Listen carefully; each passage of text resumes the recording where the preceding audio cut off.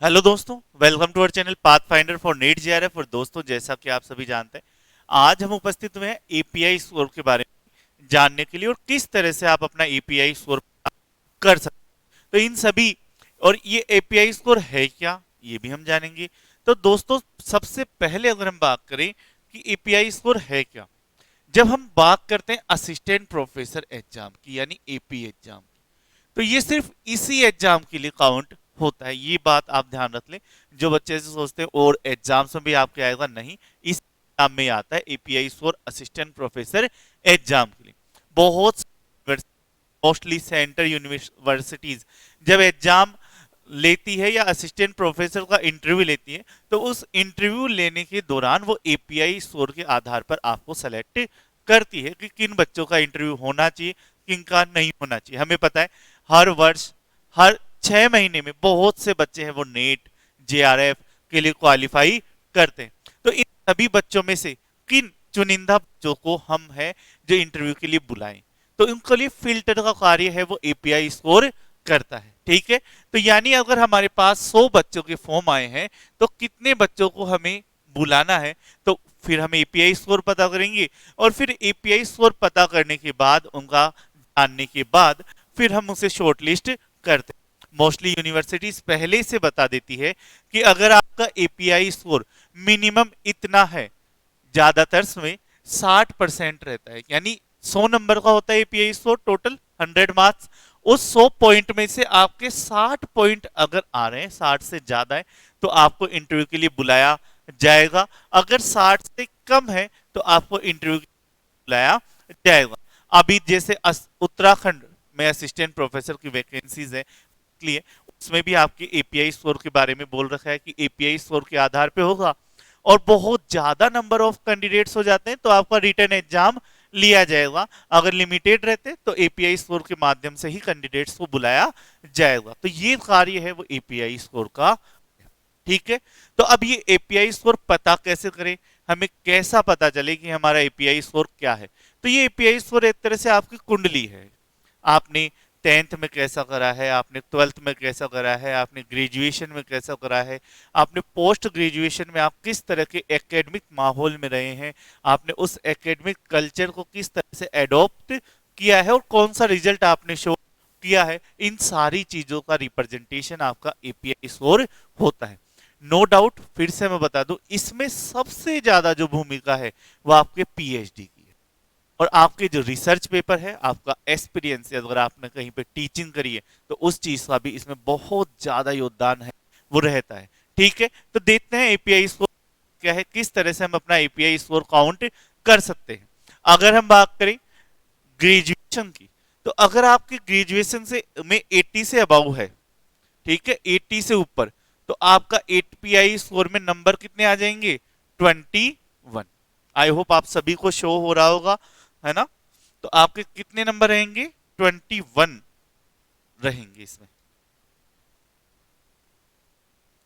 अगर आपका API score 60 से यानी 60% से आपने ग्रेजुएशन 80 के बीच में बनाई है, तो आपका एपीआई स्कोर काउंट होगा वो 90 होगा।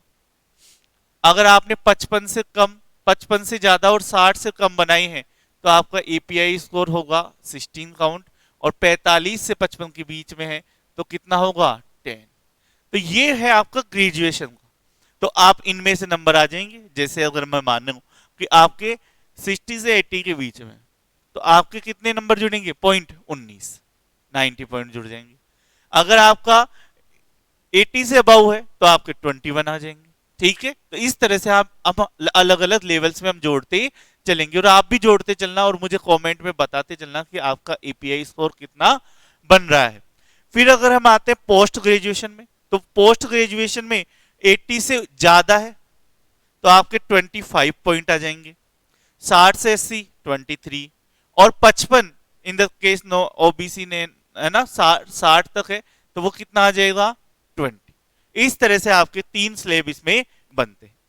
फिर अगर आपके पास एम फिल है, एम टेक है, एलएलएम है, एम एड और इक्विलेंट है, कुछ भी है, तो उसमें अगर आपके 60% से ज्यादा है तो आपके 7 नंबर दिए जाएंगे, 55 से 60 के बीच में है तो आपके 5 नंबर दिए जाएंगे। ये बात ध्यान रखना। एम फिल अब बंद हो चुका है, पहले चलता था, अब एम फिल आपका नहीं होता है। तो 3 स्तर आपके ये हो जाते हैं। ग्रेजुएशन इस तरह से हम बांटते हैं। पोस्ट ग्रेजुएशन में 3 स्लेब आ जाते हैं और फिर उसके बाद में M Phil, M Tech, LLM, M.Ed और उसके अलावा जो इक्विवेलेंट है यानी जो MA से ज्यादा और PhD के बीच वाला जो मैटर है उसमें, तो उसमें आपके कितना आ जाता है 5 और 7 मार्क्स। बाद में हम आए PhD, तो PhD के 25 मार्क्स है वो इसमें दिए जाते हैं। अगर आपका PhD है तो आप सीधा 25 जम कर जाते हैं। तभी बोलते हैं कि अगर एपीआई स्कोर सुधारना है तो आपको क्या करना होगा, पीएचडी करना होगा। फिर उसके बाद में नेट और जेआरएफ है तो आपको कितने नंबर मिलेंगे, 10। नेट है तो 8 नंबर। ऐसा नहीं है कि नेट जेआरएफ है तो आप ऐसा कर लो कि मेरा जेआरएफ है तो 10 भी जोड़ लो, और नेट है तो आप भी एक ही मिलेगा। अगर आपका जेआरएफ है तो 10, अगर आपका नेट है तो 8, दोनों साथ 18 मत जोड़ लेना, है ना।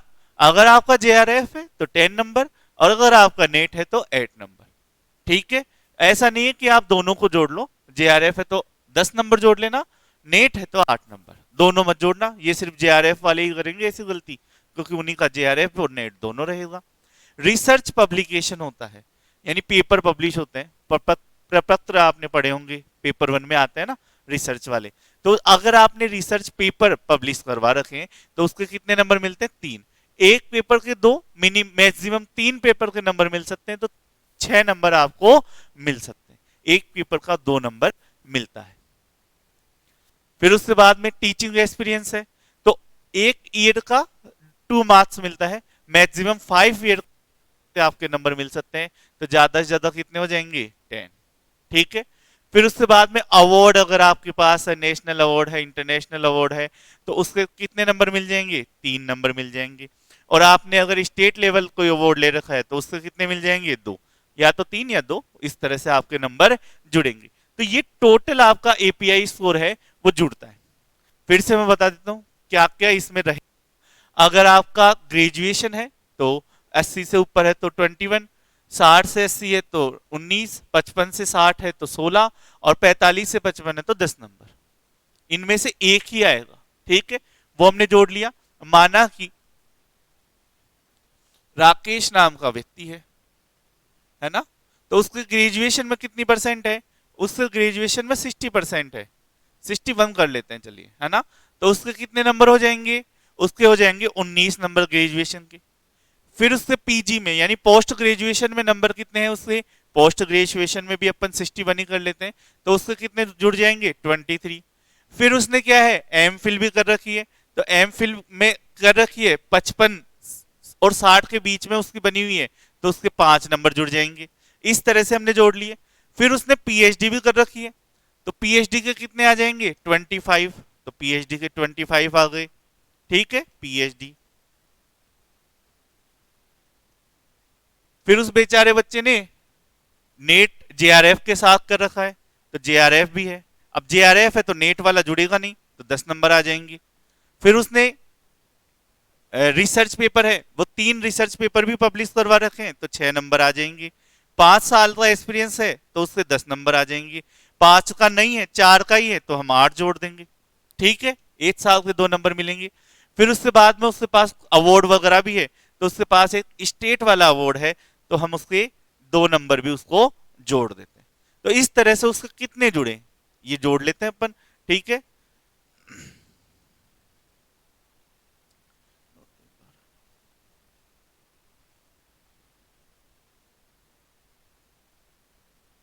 आठ हासिल हुए, 3, 3 2 5, तो उसके कितने जुड़ जाते हैं, 88 हो जाता है। तो इस तरह से हमारा जो नंबर है वो आपके एड होते हैं। तो 60 प्लस है, मोस्टली यूनिवर्सिटीज में क्या बोलते हैं कि 100 पॉइंट का है एपीआई स्कोर, और उस 100 पॉइंट में से अगर 60 अबव है तो आपको इंटरव्यू के लिए बुलाया जाएगा, तो ये बच्चा इंटरव्यू के लिए चला जाएगा। जैसे ही इसका पीएचडी कम हो जाता है, पीएचडी वाला हट जाता है, और वैसे ही ये क्या है, 25 नंबर कम कर लो इसमें से, है ना।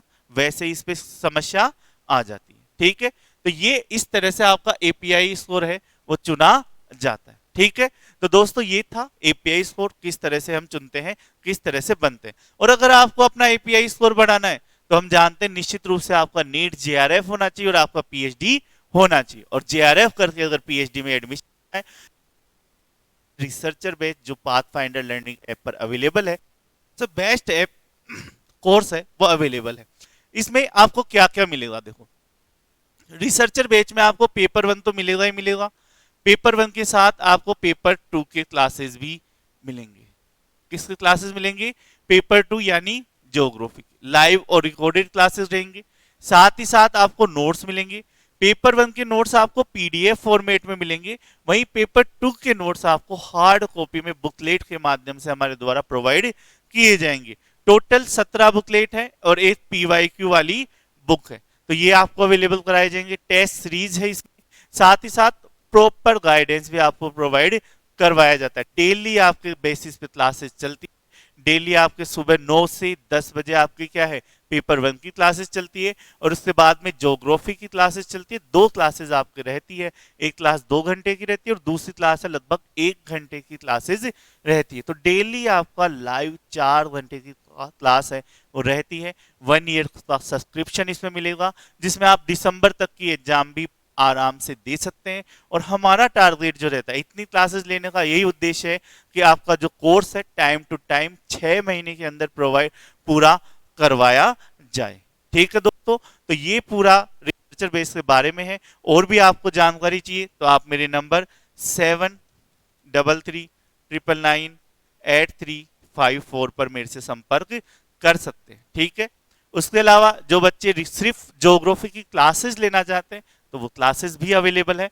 उसके अलावा स्कूल व्याख्याता का बैच भी है वो रनिंग में है, जिसमें आपको 10 बुकलेट दी जाती है अकॉर्डिंग टू सिलेबस।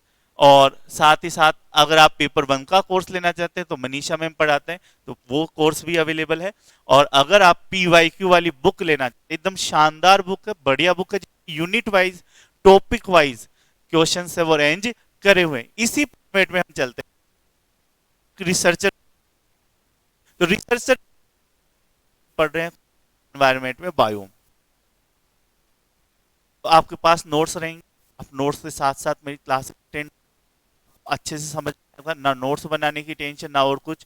फिर उसमें बायोम की पीवाईक्यू वाली बुक भी आपको अवेलेबल रहती है, तो उसमें आप जाएं, बायोम के क्वेश्चंस यूनिट 4 में जाएं, बायोम के क्वेश्चंस और 2004 से लेकर 23 तक के जितने भी क्वेश्चंस वो आपको वहीं पर अवेलेबल रहते हैं एक जगह। तो आपके होलिस्टिक रूप से बढ़िया तरीके से तैयारी है वो इसमें होती है। आप अलग से लेना चाहते हैं ये बुक तो आप अलग से भी ले सकते हैं। डेमो वगैरह के लिए आप मुझे मेरे नंबर पे संपर्क कर सकते हैं। चलिए, धन्यवाद।